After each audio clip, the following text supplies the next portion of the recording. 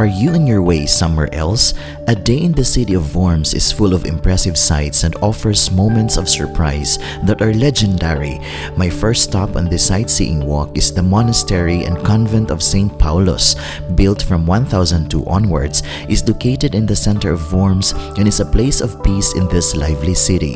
The collegiate church was originally built as a three-nave Romanesque pillar basilica, and the stone dome helmets of the two pagan towers give the church its special appearance.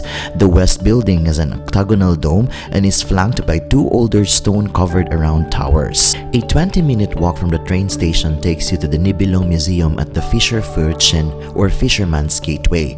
Two of the towers in the city wall that was built during the Stauffer period was opened in 2001, and behind its picturesque facade, it houses modern multimedia technology that will acquaint you with the Nibelung saga in a way that is both exciting and unusual. A 53-meter tall on the Rhineland-Palatinate side of the Rhine is the neo-Romanesque bridge tower of the old bridge across the Rhine, called the Nibelungen Turm.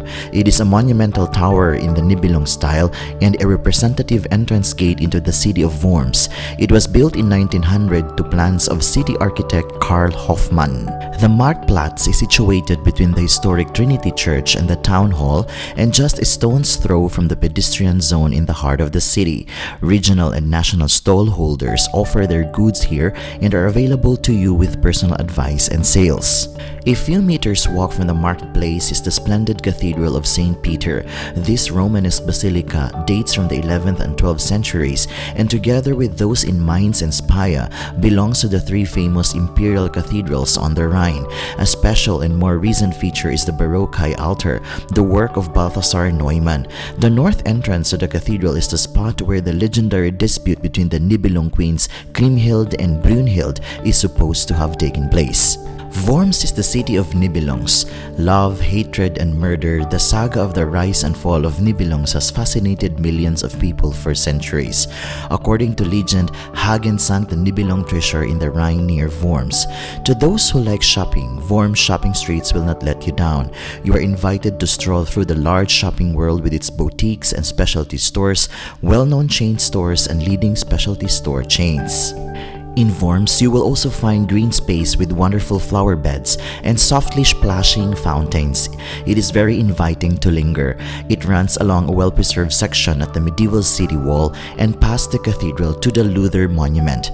The Luther Monument, created by Ernst Ritschl to honor the reformer Martin Luther, was unveiled on 25 June 1868. Together with the International Reformation Monument in Geneva, it is the largest Reformation monument worldwide.